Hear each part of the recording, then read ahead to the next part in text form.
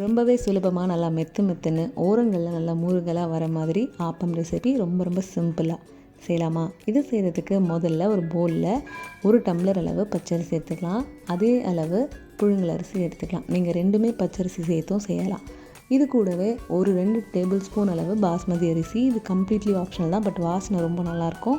இது கூட 2 table spoon உளுத்தம்பருப்பு, முழு உளுந்து எடுத்துக்கிட்டேன். இது கூட அரை டீஸ்பூன் வெந்தயமும் சேர்த்து எல்லாத்தையும் நல்லா கழுவிட்டு 4 மணி நேரம் ஊற வச்சிடலாம். நல்லா ஊறினதுக்கப்புறமா தண்ணியெல்லாம் வடிச்சிட்டு ஒரு மிக்ஸி ஜாரில் சேர்த்துட்டு இது கூட அரை டம்ளர் அளவு துருவின தேங்காய் சேர்த்துக்கலாம். இது கூடவே அரை டம்ளர் அளவு வடித்த சாதமும் சேர்த்துட்டு தண்ணி தேவையான அளவு விட்டு இந்த அளவுக்கு நல்ல மையாக அரைச்சிக்கணும். தண்ணி கொஞ்சம் கூடுதலாக இருந்தால் பரவாயில்ல. இட்லி மாவு பதத்துக்கு இல்லாமல் கொஞ்சம் லூஸாக இருக்கணும். இப்போ இதுலேயே அரை டீஸ்பூன் உப்பு, 1 டீஸ்பூன் சர்க்கரையும் சேர்த்து கையில் நல்லா கலந்து கொடுத்துக்கலாம். அப்போ தான் நல்லா புளிச்சு வரும். இப்போ இதை ஓவர் நைட் அப்படியே புளிக்க விட்டுடலாம். இப்போ நல்லா புளிச்சு வந்துருச்சு. இப்போ கலந்து பாருங்கள். மாவு கொஞ்சம் லூஸாக தான் இருக்கணும். இல்லைனா தேவையான அளவுக்கு தண்ணி விட்டு இந்த அளவுக்கு பதம் இருக்கும். இந்த அளவுக்கு கன்சிஸ்டன்சி இருக்கிற அளவுக்கு நம்ம பண்ணிட்டோம்னா பர்ஃபெக்டாக வரும்.